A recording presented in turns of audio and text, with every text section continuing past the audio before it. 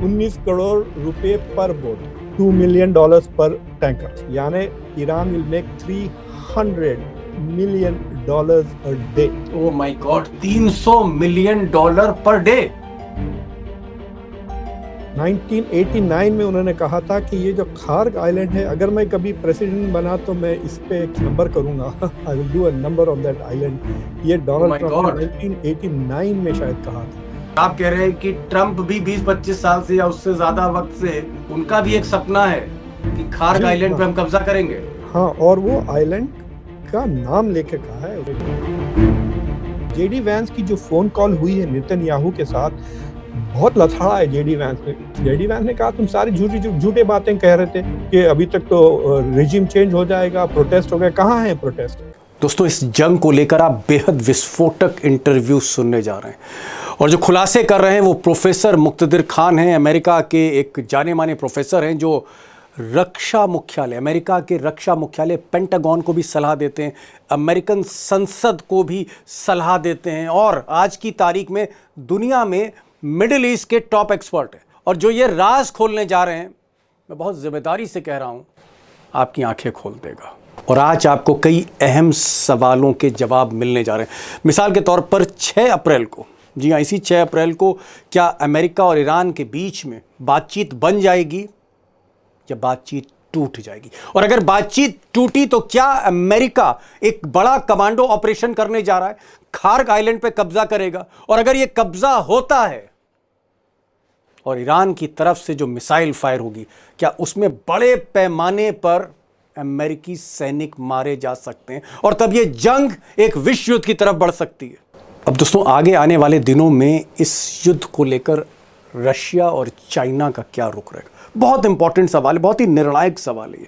इस पर भी आप बड़ा खुलासा सुनने जा रहे हैं। लेकिन एक बात मैं आपसे कहना चाह रहा हूं, मैंने कभी नहीं कहा कि ये वीडियो आप देखिए, जरूर देखिए, लेकिन ये जो वीडियो, ये जो इंटरव्यू है प्रोफेसर मुक्तदिर खान का, one of the world's best expert Middle East के, जिनकी राय रक्षा मुख्यालय पेंटागन भी मानता है, ये इंटरव्यू जरूर सुनिए। और मैं आपसे कह रहा हूं, ये मस्ट वॉच वीडियो है, क्योंकि बहुत सी अंदर की बातें बहुत खुलकर आसानी से आपके सामने आ रही हैं। और सबसे बड़ी बात, प्रोफेसर मुक्तदिर खान भले ही अमेरिकी हैं, लेकिन उनके हिंदुस्तान से लिंक रहे हैं, अच्छी हिंदी उर्दू बोलते हैं। प्रोफेसर खान, बहुत बहुत स्वागत। आपने अपनी मसरूफियत के बीच इतना समय दिया। मेरा जो पहला सवाल है वो ये है कि एक बार फिर से ट्रंप कह रहे हैं कि वो जो खार्ग आइलैंड है उस पर काबिज होना चाहते हैं। वो चाहते हैं कि ईरान का तेल सीज कर दें, ईरान का तेल सीज कर दें।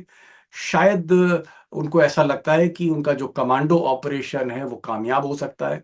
और जो ताज़ा खबर आ रही है पेंटागन से, रक्षा मुख्यालय से, मरीन्स और स्पेशल फोर्सेस जो कमांडो ऑपरेशन करती हैं, उनकी एक और खेप रवाना हो गई है मिडिल ईस्ट के लिए। तो आपको क्या लगता है कि क्या अल्टीमेटली ट्रंप साहब बातचीत में इतनी दिलचस्पी नहीं रख रहे हैं, वो अभी भी कब्जा करना चाहते हैं ईरान के इस टापू का? देखिए, Donald Trump wants to keep दोनों ऑप्शन टेबल पे रखना चाह रहे हैं। एक कि अगर नेगोशिएशन से काम बन गया तो ठीक है, अगर नेगोशिएशन से काम नहीं बनता तो फिर वो हथौड़े से काम लेना चाहते हैं। और अभी खबर आई है, खासतौर से इकोनॉमिस्ट में मैं पढ़ रहा था कि डोनाल्ड ट्रंप की 1980 से इस आइलैंड पे नजर थी। ओहो, 1980 से 1989 में उन्होंने कहा था कि ये जो खार्ग आइलैंड है, अगर मैं कभी प्रेसिडेंट बना तो मैं इस पे एक नंबर करूंगा, I will do a number on that island. ये डोनाल्ड ट्रंप ने 1989 में शायद कहा था। 80 से मतलब आप कह रहे हैं कि ये जो खामनाई परिवार है, वो भी 89 से सोच रहा था कि अमेरिका से एक दिन हमें लड़ना है, तो वो भी अमेरिका से लड़ने की तैयारी कर रहा है 20-25 साल से। और आप कह रहे हैं कि ट्रंप भी 20-25 साल से या उससे ज्यादा वक्त से, वो भी, उनका भी एक सपना है कि खार्ग आइलैंड पे हम कब्जा करेंगे। हाँ, और वो आइलैंड का नाम लेके कहा है उसने, ऐसा नहीं कि ऐसा वेगली नहीं किया, वेरी स्पेसिफिकली इस आइलैंड को। क्योंकि ये एक आइलैंड में 2 स्पेशलिटीज है। एक कि दिस इज एन आइलैंड जहाँ से 90% ईरान का तेल एक्सपोर्ट होता है, राइट? और ये जो आइलैंड है वो बहुत ही छोटी आइलैंड है। It is just 8 square miles, यानी 25-26 स्क्वायर किलोमीटर की, उतने छोटा से शहर की उतनी आइलैंड है ये। और ये और ये आइलैंड ऐसी नई भी नहीं है, इसके ऊपर शायरों ने कई बार पहले 100 300 400 साल पुराने अफ़साने मिल जाएँगे आपको खार्ग आइलैंड के ऊपर। सो ही इज़ सेइंग कि वो अगर उस पे कब्ज़ा कर लिया गया तो ईरान फिर अपनी तेल नहीं बेच सकता। उनके जितने भी वो जो डार्क फ्लीट कहते हैं ना कि जो हवाई जहाज़ जो पानी के जहाज़ और लाइनर्स जो अपनी लाइट ऑफ करके अपना जो इलेक्ट्रॉनिक आइडेंटिफ़िकेशन जो बीप जी। करते हैं वो ऑफ करके जाते हैं, इसलिए उनको डार्क फ्लीट कहते हैं। तो वो सारे के सारे जो चाइना को और दूसरी जगह जो तेल जा रहा है वो सारा बंद हो जाएगा।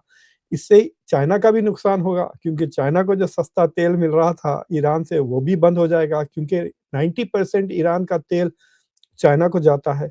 सो for Donald Trump it is a very strategically important चीज़ है और डोनाल्ड ट्रम्प समझ रहे हैं ठीक है तुमने हॉर्मुज़ को चोक पॉइंट बनाया, हम तुम्हारे लिए ये चोक पॉइंट बना देंगे। ओहो! ओहो! ओह! मतलब तुमने आप कह दुनिया रहे हैं, बिल्कुल, तुमने आप दुनिया ये की कह गर्दन पकड़ ली, मैं तुम्हारी गर्दन पकड़ लूँगा। You know okay. तो मतलब दैट इज़ द मतलब स्ट्रैटेजी। जी, और जी। मुझे लगता है कि इसमें 2 चीज़ें हैं। एक कि अगर बातचीत फेल हो जाती है तो he is going to try क्योंकि वहाँ 10,000 की फ़ौज ऑलरेडी आ चुकी है और ये पैराट्रूपर्स हैं इनको जापान से मूव किया who have been trained to take islands. Oh! अच्छा ये मतलब ऑर्डिनरी 10,000 आप कह रहे हैं कि प्रोफ़ेसर खान कह रहे हैं कि 10,000 पैराट्रूपर्स हैं, जो पैराशूट से कूदेंगे। इनकी ख़ासियत है जापान से मँगाए गए हैं, अमेरिकन सोल्जर्स हैं, पैराट्रूपर्स हैं, आप कमांडो कह जी, सकते हैं। इनकी ख़ासियत प्रोफ़ेसर खान बता रहे हैं कि ये आइलैंड यानी जो टापू होते हैं, उनको कब्ज़ा करने में इन कमांडोज़ का एक्सपर्टाइज़। अब मैं प्रोफ़ेसर खान एक इम्पोर्टेंट सवाल आपसे पूछ रहा हूँ। ये तो जी, चलिए ठीक है, भई अ, आपका अमेरिका की जो फ़ौज है, बहुत ताकतवर फ़ौज है, टेक्नोलॉज़ी उसके पास सब कुछ है। लेकिन ये जो खार्ग आइलैंड है या जो लरक आइलैंड है या केशम आइलैंड है, ये भी बड़े स्ट्रैटेजिक आइलैंड है।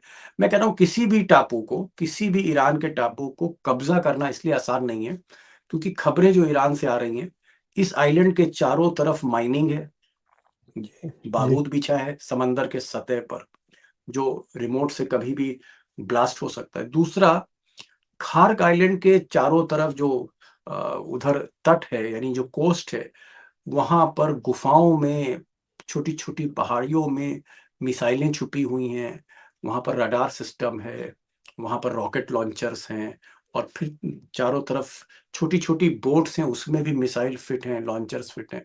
तो आपको लगता नहीं है कि बहुत खून-खराबा हो जाएगा और जी। ईरान दबने वाला नहीं है? बिल्कुल और जो प्लान है मैं आपको खुल के बता सकता हूँ, उनकी जो प्लान ये है कि जो 82nd एयरबोर्न के जो 2500 पैराट्रूपर्स है वो कूदेंगे और ठीक है, एयरपोर्ट पे कब्ज़ा करेंगे। ठीक है। पहला स्टेप वो है। फिर दूसरा स्टेप वो जब एयरपोर्ट पे कब्ज़ा हो जाएगा तो फिर इनके हवाई जहाज़ वहाँ C-130 लैंड करेंगे with the rest of the troops. बाकी मतलब के खार्ग में जो छोटा-सा एयरपोर्ट है, वो कब्ज़ा कर लेंगे। हाँ, वो पहला कदम। एयर फिर उसपे अमेरिकन फ़ौजें लैंड होंगी, अपनी सप्लाइज़ लेकर आएँगे। लेकिन सोचिए अगर लेट अस से कि ईरान 1-2 दिन तक कुछ नहीं करता, फिर उसके बाद मारता तो इनको सप्लाइज़, फूड तो रोज़ आते रहना पड़ेगा, so there will be lots तो एक कह सकते हैं कि किलिंग फील्ड्स बन जाएगी ये ईरान के लिए। ओह! ओह! दूसरी ओह! चीज़ ये है सर कि इन्होंने जो हिसाब किया था ईरान के बैलिस्टिक मिसाइल्स का, कहा कि 1/3 फायर हो चुके हैं। हुँ, हुँ। 1/3 डेब्री के नीचे फँसे हुए हैं, जो इन्होंने ओके। थोड़ा-थोड़ा कचरे के नीचे। 1/3 अभी भी बाकी हैं, वो 1200 के करीब हैं। अगर उस 1200 में से 200 भी मार देता है ना आइलैंड पे और मिसाइल। 4-5 भी गए, देखिए अगर ईरान एक वक़्त में 100-200 को अगर मार दिया खुदा ना ख़ास्ता, तो यहाँ पे बहुत दुम हो जाएगी, I can tell you that. America में। हाँ, अमेरिका में बहुत धूम हो जाएगी। ऑलरेडी खुद मैगा वाले 13 लोगों की लाशों पे धूम कर रहे हैं।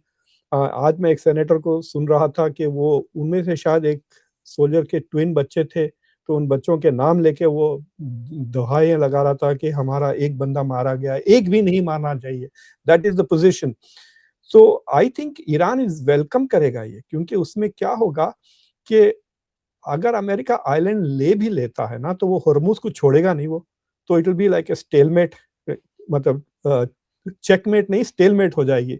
लेकिन अब वो ज़्यादा कैज़ुअल्टीज़ करेगा और फिर उसके बाद ना उसकी जो थोड़ा जो जो कहते हैं ना हिजाब है, जो अरब मुल्कों की तेल वगैरह पे वो नहीं अटैक कर रहा, अब तो खुल के अटैक करेगा। ओके ओके क्योंकि अब ओके। तो उसकी तेल पे हमला हो गया, तो फिर वो रिटालिएट जैसा उसने कतर पे किया था, याद है आपको? जब जी इसराइल ने पार्स पे अटैक किया तो इसने नॉर्थ फील्ड को तबाह कर दिया था ईरान ने। कहते जी हैं कि 5 साल लगेंगे कतर को रिपेयर करने। $200 बिलियन से रस लफान का शहर बनाया था, उसका नुकसान हो गया पूरा कतर को। जी। लेकिन एक चीज मैं जानना चाह रहा हूँ जी। प्रोफेसर खान, आप कह रहे हैं चलिए, जो पैरा ट्रूपर्स हैं, जो कमांडो हैं, एक्सपर्ट हैं, उनकी खासियत है कि वो किसी भी दुनिया में कहीं भी, कितने भी पहरे के बीच में, कोई भी टापू है, आइलैंड है, उसको कब्जा कर लेते हैं, मान लिया। लेकिन ईरान की जो फौज है, जिस तरह से लोहा ले रही है अमेरिका से, तो अमेरिका को भी तो नेहले पर दहला मिला है। क्या आपको लगता है कि अगर, जिस तरह से मैं उनके कमांडर का, उनके आर्मी चीफ का, ईरान के आर्मी चीफ का मैं बयान सुन रहा था, हालांकि फारसी में बोल रहे थे, लेकिन उसका मतलब ये था कि अगर एक भी कमांडो उसने कदम रखा तो जिंदा नहीं लौटेगा। यानी उनका ये कहना है कि चाहे आप 1,000 लाइए, चाहे एक लाइए, जिंदा यहां से कोई नहीं लौटेगा। जलाने की यहां से धमकी सिर्फ है। लाशें ही जाएंगी जी। तो जला क्या देंगे आप, वो। हाँ तो आग क्या लगा आप, देंगे। हाँ तो क्या आपको लगता है कि मान लीजिए 2,000 कमांडो, 2,500 कमांडो इस आइलैंड पर उतर गए और उन्होंने कुछ घंटों के लिए कब्जा कर लिया, उसके बाद जो मिसाइल फायर होगी या बारूद जो बिछा है, लैंड माइन्स बिछी, वो जब दगना शुरू होंगी, क्या बहुत ज्यादा लोग हताहत हो जाएंगे? और मान लीजिए खुदा ना खास्ता, आप खुद ही कह रहे हैं, 500 या 600 सैनिक मार दिए गए, फिर ट्रम्प साहब का क्या हाल होगा? तो उसमें क्या हो रहा है कि एक प्रॉब्लम ये है, डोनाल्ड ट्रंप जो एक मुसलसल गलती कर रहे हैं कि वो तुलसी गैबर्ट की बात नहीं सुन रहे। तुलसी गैबट जो उनकी इंटेलिजेंस की सलाहकार चीफ है, है, शी इज चीफ द है चीफ जी। Spy, she is the Ajit Doval of Ajit Doval America. जैसे इंडिया में, जी हाँ। उसकी बात जी नहीं जी। सुन रहे, उसको आने भी नहीं दे रहे हैं मीटिंग्स में, उसको लेके भी नहीं जा रहे हैं जहां जहां पे मीटिंग्स हो रही हैं। अच्छा, मीटिंग में नहीं आने दे रहे अपने नहीं। इंटेलिजेंस चीफ को? जी हाँ। बिकॉज वो इनके नैरेटिव में सुराखें भोग देती है। तो वो सिर्फ ओके। सुन रहे हैं नेतन्याहू को, और जो नेतन्याहू के प्रो इजरायली जो उसके कैंप में हैं, जैसा स्टीवन मिलर है वगैरह, भरे हुए हैं प्रो इजरायलीज के कैंप में। तो उसमें प्रॉब्लम ये है कि देखिए, अमेरिका भी जानता है कि वो ये सब करेंगे, जो बातें हम कह रहे हैं वो तो जनरल्स भी कह रहे हैं कि तुम फौजी को उतारोगे तो 500 मिसाइल मार दिया, अगर एक भी लग गई तो तुम्हारे 50 मर गए ना। देखिए, 500 भी मार दिया और आपने 499 को ब्लॉक कर दिया, हालांकि 99% नहीं है एक्यूरेसी, 96 94% पे जा रहा है वो, जो ये ब्लॉक कर रहे हैं। तो ये पहले क्या करेंगे, मैसिव बमबारी करेंगे उनकी मिसाइल बेसेस, लॉन्चर्स वगैरह पे। तो दो किस्म की बमबारी करेंगे, एक ऐसी बमबारी करेंगे कि दे कांट लॉन्च मिसाइल, दूसरे ऐसी बमबारी करेंगे कि अगर ऑप्शन मिला तो हॉर्मुज पे भी लैंड कर ले वही ट्रूप्स। ओह। राइट। तो पहला स्टेप ये है कि how to protect this soldiers, अगर हम 2,500 लैंड करने वाले हैं आइलैंड पे, तो how do we make sure कि Iran is not able to shoot at us. तो उसके लिए दे विल अटैक, बहुत ही हैवी बमबारी करेंगे। नहीं तो ठीक है। समझ गए ना जी आप, जी। टैक्टिक्स नहीं ये नहीं है। नहीं अब नहीं उसमें नहीं, चक्कर लेकिन ये है कि इजराइल कहेगा कि नहीं नहीं नहीं, जो दीपक शर्मा ऐसे ही बोल रहे हैं, उनको क्या मालूम कि पहाड़ के नीचे क्या छुपा है, हमको मालूम, हम हमारा मोसाद कह रहा है कुछ नहीं है। जब ये जाएंगे तो वो पहाड़ फूट जाएगा। तो फिर ये बात डोनाल्ड ट्रंप बार बार ने सुने। जेडी वैंस की जो फोन कॉल हुई है नेतन्याहू के साथ, बहुत लथाड़ा है जेडी वैंस ने। जेडी वैंस ने कहा तुम सारी झूठी झूठे बातें कह रहे थे कि अभी तक तो रिजिम चेंज हो जाएगा, प्रोटेस्ट हो गया, कहाँ है प्रोटेस्ट, कहाँ है कोलैप्स, इतनी तुमने जो बमबारी की। So already some people are understanding कि ये इनको ना झूठे बातें बहुत बोल रहा है, but Trump is listening to him and not to his own. Okay okay, आप कह रहे हैं कि ट्रम्प, उनके जो क्रिटिक्स हैं, जो जो सच बोल रहे हैं, ट्रम्प उनकी बात नहीं सुन रहे। तुलसी गबार्ड जो खुफिया प्रमुख हैं, उनकी बात नहीं सुन रहे, उनको मीटिंग में नहीं बुला रहे हैं, तुलसी गबार्ड को। और जो ट्रम्प के हाँ में हाँ मिला रहे हैं, उन्हीं की बात वो सुन रहे हैं, नहीं एक तरफा फैसले ट्रम्प ले रहे हैं। जी लेकिन नहीं सर, प्रोफेसर खान, वो उन्हीं के सुन रहे हैं जो नेतन्याहू के साथ हाँ में हाँ मिला रहे हैं। जो जी जी जी जी। प्रोफेसर खान, आप खुद जियोपॉलिटिक्स के एक्सपर्ट हैं। आप जो अमेरिकी संसद है, उसको भी कभी कभी सलाह देते हैं, जो पेंटागन, जो रक्षा मुख्यालय, उसको भी आप सलाह देते हैं।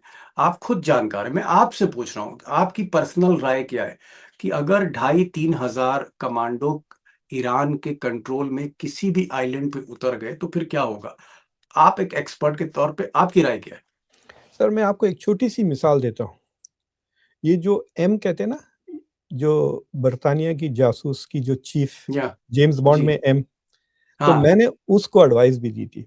उन्होंने मुझे फ्लाई किया था यहाँ से लंदन को और उसका नाम जी। भी एम से ही था, औरत थी। तो मैं अपने आप को जेम्स खान कह के इंट्रोड्यूस किया था। जी, जी। माय नेम इज़ नहीं, खान। आप तमाम तो खुफ़िया एजेंसियों को देते हैं। जी, जी, ये तो ये जी हाँ, हाँ। तो मैंने कुछ जब लोग तो ये भी कहते हैं कि आप हिंदुस्तान में अजीत डोभाल को भी कुछ ना कुछ बताते हैं। तो उसने मुझसे कहा जी, कि डॉक्टर खान, मुझे पता है कि आप इस पॉलिसी से एग्रीमेंट में नहीं हो। लेकिन मिसाल के तौर पे उन्होंने कहा कि स्कूल के सामने से आप मुझे कह रहे हो कि 70 मील की स्पीड से गाड़ी ना चलाएँ, बच्चे निकलेंगे, मर जाएँगे।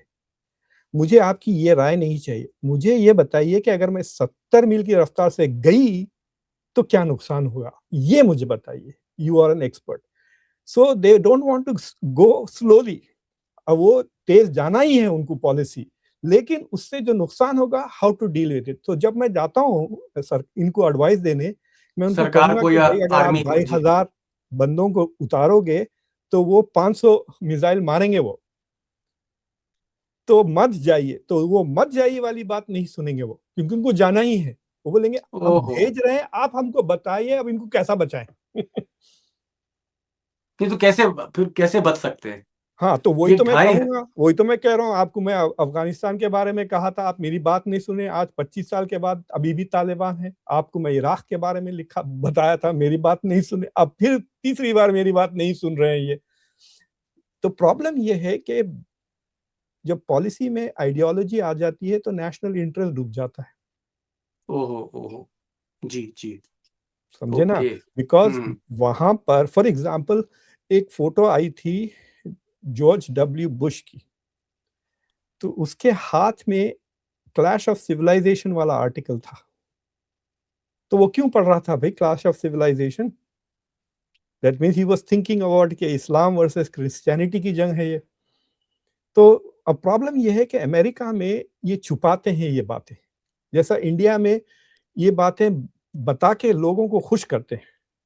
समझ रहे हैं ना आप? अगर वो पैसे के लिए हुँ। भी कोई चीज़ कर रहे हैं तो कहते हैं कि मैं अपनी रिलिजन के लिए कर रहा हूँ, और they look as if they are very pious, या हिंदू हृदय सम्राट, इस तरह की बातें हो जाती। यहाँ पे उल्टा है। They try to be rational and secular when they are not. Okay, तो ओके। अब उनको रैशनल एक्सप्लेनेशन चाहिए फॉर अ रिलिजियस पॉलिसी। ठीक है। चलिए आपने प्रोफ़ेसर खान बड़ी बात कही। आपने कहा कि सरकार को अमेरिका की सरकार को आप एडवाइस कर रहे हैं कि खार्ग आइलैंड हो, लरक आइलैंड हो, केशम आइलैंड हो, मत इन आइलैंड्स पर जाओ जो ईरान के कब्ज़े में। बारूद बिछा है, चारों तरफ मिसाइल है, बहुत ज़्यादा अमेरिकी सैनिकों की मौत होगी। अब वो बात नहीं मान रहे, लेकिन क्या आपको लगता है, मैं दूसरा सवाल कर रहा हूँ, मान लीजिए 500 या 1000 सैनिक मर गए, जो जो ईरान कह रहा है, सारी मिसाइलें झोंक दी, नीचे बारूद की सुरंग बिछी हुई है, तब क्या होगा ट्रम्प साहब का? ये मैं जानना चाह रहा हूँ आपसे। हाँ, ये सवाल जैसा वो मुझे कहते हैं, मैं उनसे कहूँगा ब्लैक हॉक डाउन देखा है आपने? बिल क्लिंटन ने दुम दबा के भाग के आ गए थे सोमालिया से। एक हेलीकॉप्टर गिरा, 25 लोग मर गए थे, याद है आपको? ये गए थे ना सोमालिया में, उनको जब बोला था मत जाएँ, नहीं सुने, तो भेजा इन्होंने हेलीकॉप्टर। वो हेलीकॉप्टर को शूट करके अमेरिकन लाशों को वो बाज़ार में से खींच के ले गए सोमालीस वहाँ पर। और उसके जब यहाँ वीडियोज़ आए, आदमी मतलब रोने लग गया था, क्लिंटन परेशान हो गया था। फिर उसके बाद वो वापस लेकर आ गए, ही विथड्रू। तो बिन लादेन वाज़ थिंकिंग कि ये 25 लोग को मारने से सोमालिया छोड़ के भाग गया बिल क्लिंटन, तो अगर मैं 1-2 हज़ार को मार दूँ तो ये मिडल ईस्ट छोड़ के भाग जाएँगे। वहाँ पे गलती हो गई बिन लादेन के कैलकुलेशन में। See that is the whole thing. तो अगर ईरान 100-200 को मारा तो ये भाग के आ जाएँगे। अगर वो 2-3 हज़ार को मारा तो ये न्यूक कर देंगे उसको। ओह! न्यूक कर दें, न्यूक्लियर बम का इस्तेमाल कर सकते हैं। क्या people are talking about tactical nuclear weapon. यहाँ पे एक प्रॉब्लम शुरू हो गया है। एआई का बहुत इस्तेमाल हो रहा है टारगेटिंग में, और 94% ऑफ द केसेस में AI is moving to tactical nuclear weapons. Okay, तो अभी मतलब टारगेटिंग टैक्टिकल जितनी भी हो रही न्यूक्लियर है वो वेपन एआई से टैक कर रहे हैं। टैक्टिकल न्यूक्लियर वेपन का आपका मतलब है कि वो हथियार जिसमें न्यूक्लियर की मात्रा बहुत कम होती है। नहीं, छोटा मतलब रेंज का होता है। जैसा छोटा अगर रेंज का। आपको एयरक्राफ्ट कैरियर निकालना है तो इतना बड़ा बम ना डालें कि सारा शहर डूबे। आपको एक छोटा एटम बम चाहिए जो खाली 4-5 हज़ार लोगों को मारे, एयरक्राफ्ट कैरियर को डुबा दे। या ओके। दे वर थिंकिंग, जब तोरा बोरा में बिन लादेन पहाड़ में छुपा हुआ था ना, तो इनको बहुत मुश्किल हुई वहां से भगाने के लिए, और बच के भाग गया बिन लादेन। तो जब बहुत सीरियस डिस्कशन हुआ था कि क्या वो पहाड़ को हम एक टैक्टिकल न्यूक्लियर वेपन से निकाल ही दें, साफ खत्म ही हो जाएगा पहाड़ एंड एवरीथिंग इन इट। तो तो ह्यूमन बीइंग्स तो बहुत डर रहे हैं ना, क्योंकि ऑलरेडी हिरोशिमा नागासाकी का और लेगेसी देख चुके हैं। लेकिन जी। एआई जो टारगेटिंग कर रहा है, they are saying 94-95% of the time it is immediately moving to use tactical nuclear weapons. तो अगर वो देखा कि ठीक है हम खार ले नहीं सकते, तो ठीक है खार को तबाह कर दें, वही असर होगा ना। ओके। अमेरिका का फायदा तो नहीं होगा, लेकिन नुकसान तो ईरान का हो गया अगर खार को टीएनडब्ल्यू इस्तेमाल कर ले। ठीक है, टैक्टिकल न्यूक्लियर वेपन टीएनडब्ल्यू इस्तेमाल कर लेते हैं, यानी कम रेंज के, कम इंटेंसिटी जी के, कम मारक क्षमता वाले न्यूक्लियर हथियार अगर इस्तेमाल करते हैं तो ईरान को ज्यादा नुकसान होगा, और अमेरिका ये रिस्क ले सकता है उसके अगर 2000 2500 अगर उसके जवान मार दिए गए तब वो ये फैसला करेगा। लेकिन 100 150 मार दिए तो फिर भाग जाएगा वहां छोड़ के, ये जी वो हाँ। कह रहे हैं। स्मॉल मतलब नंबर्स में अगर इंजरी हो गई या मौतें हो गई तो ट्रंप वहां से मैदान छोड़ के भाग सकते हैं। देखिए चलिए, सर, तो खैर अगर मैं कम जी। लोग मारे गए ना, तो पब्लिक कहेगी तुमने ये जंग शुरू क्यों की, देखो हमारे 100 लोग मारे गए। लेकिन अगर हजारों मर गए तो कहेंगे तुम खामोश कैसा बैठ रहे हो, तबाह कर दो। तबाह कर दो, बदला लो। So everybody will be mad ना। ठीक है, मतलब पूरा अमेरिका पागल हो जाएगा, आप ये कह जी रहे हाँ, हैं, जी हाँ, एकदम बिल्कुल। बौखला जाएगा। मैं अब दूसरे सवाल पर आ रहा हूँ। क्या आपको लग रहा है कि ये जो पाकिस्तान बातचीत मीडिएट कर रहा है, कल वहां पर सऊदी अरब, इजिप्ट और टर्की और पाकिस्तान, ये चारों फॉरेन मिनिस्टर मिले, क्या ट्रंप साहब चाह रहे हैं कि पाकिस्तान और सऊदी अरब या टर्की ये चाइना को कहें कि भाई चाइना भी थोड़ा सा इसमें शामिल हो जाए, बैक डोर से, पिछले दरवाजे से, और ईरान पर प्रेशर बनाए? क्या आपको लगता है पाकिस्तान में जो बातचीत हो रही है ये कामयाब होगी, या ईरान इस मोड़ पर अब कुछ मानने वाला नहीं, क्योंकि ईरान के हाथ में जंग दिख रही है? तो देखिए, सऊदी अरेबिया बहुत बुरी तरह से फंस गया है। कल सऊदी अरेबिया पे बहुत बड़ा हमला कर दिया ईरान, जो आपको याद है 10-12 अमरीकी इंजर्ड भी हो गए। अमेरिका का एक एवॉक हवाई जहाज तबाह हो गया, दूसरे 2 टैंकर्स भी तबाह हो गए। तो सऊदी अरेबिया पे बहुत प्रेशर है कि आप रिटेलिएट करें against Iran. Saudi Arabia Iran के साथ रिटेलिएट नहीं करना चाहे, क्योंकि उसको पता है एक दिन अमेरिका चले जाएगा तो ईरान तो वहीं रहेगा, ज्योग्राफी थोड़ी बदलेगी। So it is trying to do something. और फिर इसलिए उसने जो बाकी, देखिए मिडल ईस्ट में 5 पावर्स हैं, Saudi Arabia, Iran, Egypt, Turkey और इसराइल। इसराइल और ईरान जंग लड़ रहे हैं, बाकी के 3 को वहां जमा कर लिया उन्होंने पाकिस्तान के पास। सो ही 2-3 सिग्नल कर रहा है। एक सिग्नल वो कर रहा है ईरान को कि मैं एक शिया नेटो, सुन्नी नेटो बना रहा हूँ। ये देख लें, सारे सुन्नी मेजॉरिटी मुल्क हैं, तो मैं एक सुन्नी नेटो की तरफ मूव हो सकता हूँ। अगर अमेरिका छोड़ के भी चले गया तो ये मुल्क हमारी हिफाजत के सुन्नी एक लिए हो है। जाएंगे।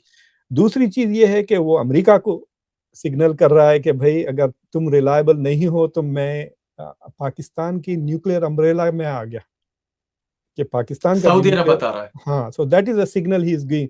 तो ये मल्टीपल सिग्नल्स वो दे रहे हैं।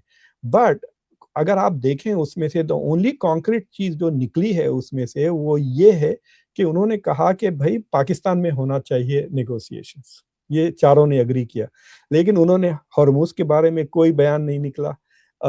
और फिर ईरान की जो दूसरे डिमांड्स है उसके ताल्लुक से नहीं, ईरान के न्यूक्लियर प्रोग्राम पे कोई बयान नहीं, ईरान के बैलिस्टिक मिसाइल पे कोई प्रोग्राम, यानी it is not satisfying anybody.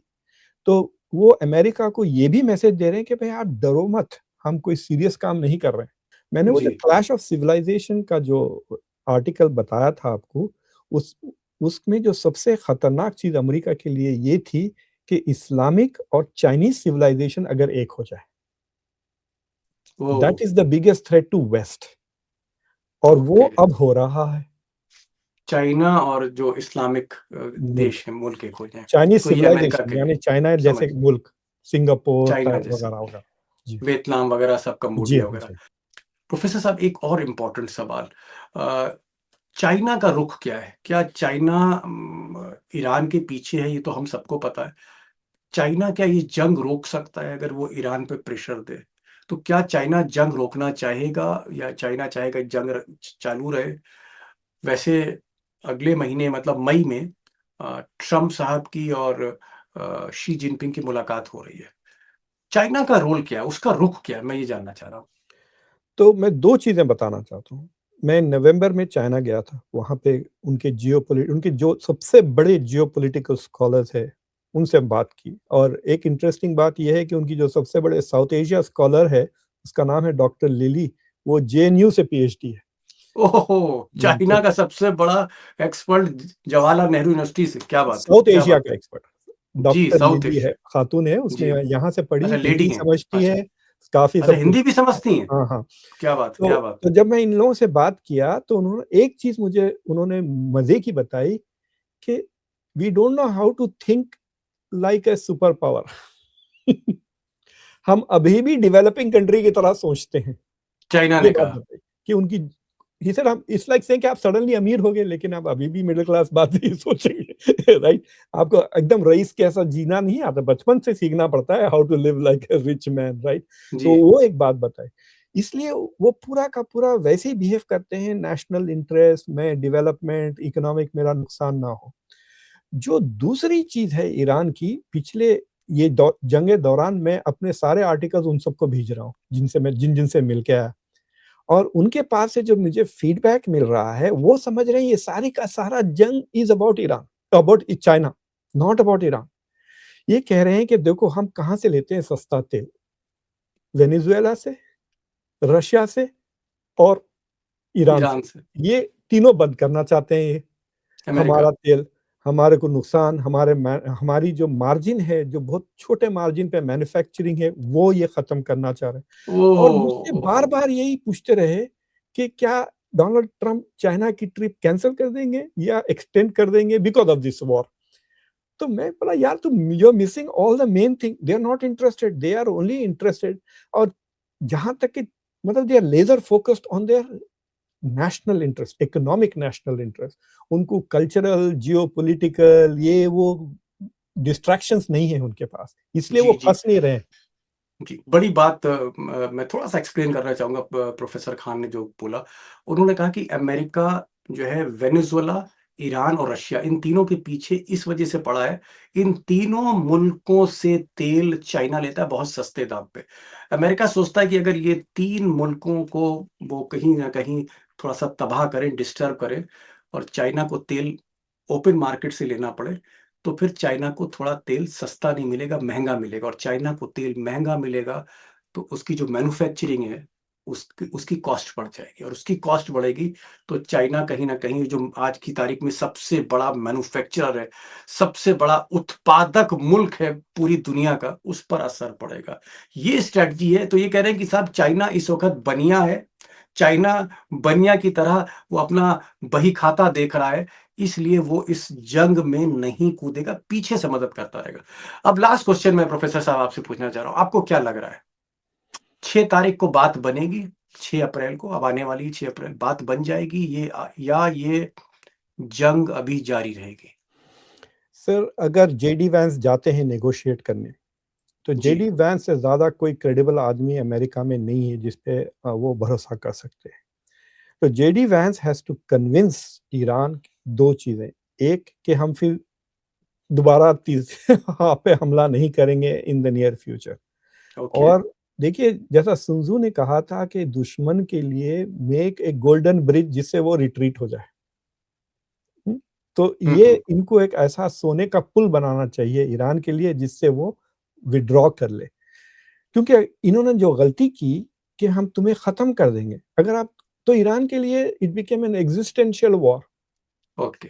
इसलिए वो पूरी तरह से लड़ रहा है। अगर उनको भागने की इजाज़त दे दी तो वो भाग जाते। लेकिन उनको कहा कि हम तेरे को मार ही डालेंगे तो वो कहा ठीक है अस्तित्व मार दो। खत्म कर देंगे आपका। हाँ, तो रेजिम को तो वो कहा ठीक है हम लड़ेंगे मरे तक। सो दे हैव टू कन्विंस, एक क्रेडिबिलिटी है।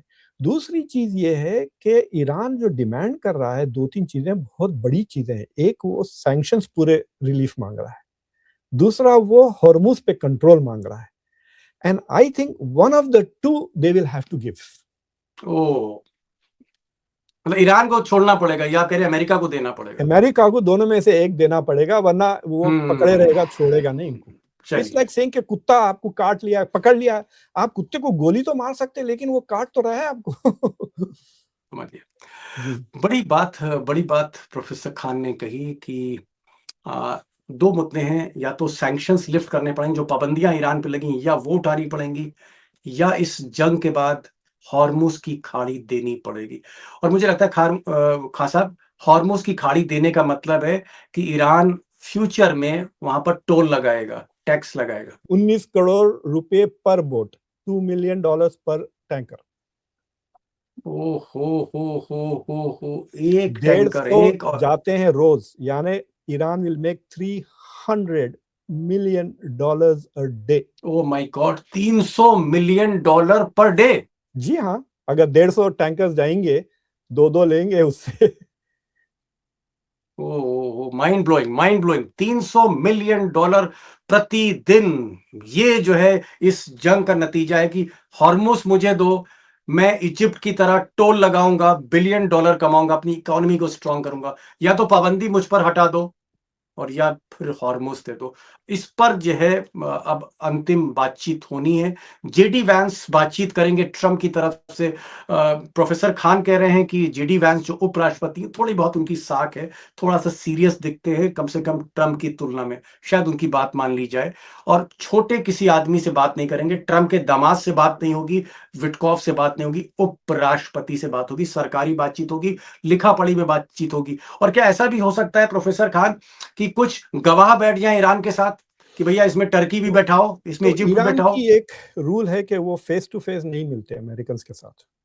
अच्छा, जितने आमने-सामने भी नहीं बात करते। नहीं, एक कमरे में नहीं रहते, वो दूसरे कमरे में रहते हैं। तो जैसा कि ओमान के जो फॉरेन मिनिस्टर थे, वो एक कमरे से वो कमरे तो भागते रहते हैं। जी, अब समझ गया। ज़ूम भी नहीं इस्तेमाल करते, उससे अच्छा तो ज़ूम कर लें, इट इज़ जैसा आप मैं बात कर रहे हैं, वैसा भी नहीं। जी, तो वो ओमान के फॉरेन मिनिस्टर को कहते हैं, फिर वो जाते हैं इसमें। और ये बहुत पुराना, मतलब ईरानी ख़ुमैनी वगैरह भी इस तरह ही से दे इंटरमीडिएट, तो वो जी। इंटरमीडिएट इसाख़दार होंगे। अच्छा, मतलब कोई आप कह सकते हैं कोई गवाह बीच में होंगे। नहीं, नहीं, पाकिस्तान में होने वाले हैं ना ये डायलॉग। तो अगर वहाँ जी, जी। होंगे तो इसाकदार होंगे, ये या तुर्की में होंगे डर तो के हकान फिदान होंगे। बिकॉज़ जी, जी। स्पेशली अगर जेडी वैंस है तो they have to have somebody of that stature ना। जी, जी। जी, जेडी वैंस उपराष्ट्रपति जो हैं वो जो है नेगोशिएट कर सकते हैं और एक बड़ी मतलब उपलब्धि हो सकती है ईरान के हाथ में अगर उनको हॉर्मुज़ मिल जाए और फिर उस पर टोल लगाना, टैक्स लगाना हो जाए। $300 मिलियन पर डे की आमदनी होगी। 150 ऑयल टैंकर, गैस टैंकर वहाँ से निकलते हैं। दूसरी बड़ी बात जो प्रोफ़ेसर खान ने कही वो ये कि ट्रम्प चाहते हैं कि किसी भी सूरत में खार्ग आइलैंड या कोई आइलैंड उनके हाथ में आ जाए, तो बार्गेन आ जाए। लेकिन प्रोफ़ेसर खान का कहना है कि अगर आइलैंड आया, टापू आया, तो फिर बहुत बड़ी तादाद में, बहुत बड़ी संख्या में अमेरिकन सोल्जर मरेंगे। ये भी एक बहुत बड़ा रिस्क है और प्रोफ़ेसर खान ने और तो एक और खुद एक बात सलाह दी थी। बताना जी, चाहता हूँ दीपक जी, ईरान में जो नेगोशिएशंस ट्रम्प की तरफ से जो हो रहे हैं, वो मुज्तबा ख़मैनी के साथ नहीं हो रहे, वो स्पीकर ऑफ द हाउस के साथ हो रहे हैं। स्पीकर साहब के साथ। हाँ, जो स्पीकर ऑफ द हाउस है। अब जी, अमेरिका में एक प्रॉब्लम ये है, इट्स लाइक सेइंग कि लेट अस सी कि मैं आपके ड्राइवर से ग्रुप बातचीत कर रहा हूँ और आपके ड्राइवर मुझे कई चीज़ें प्रॉमिस कर रहे हैं, लेकिन can he deliver?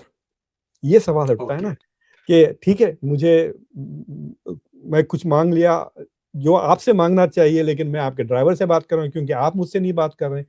So can he deliver that? You know that is the key question. तो जी। उसके लिए डोनाल्ड ट्रम्प ने डिमांड किया कि आप हमारे 6, 7, 8 जहाज़ छोड़ दें, तो मुझे पता चलेगा कि आप कंट्रोल में हैं।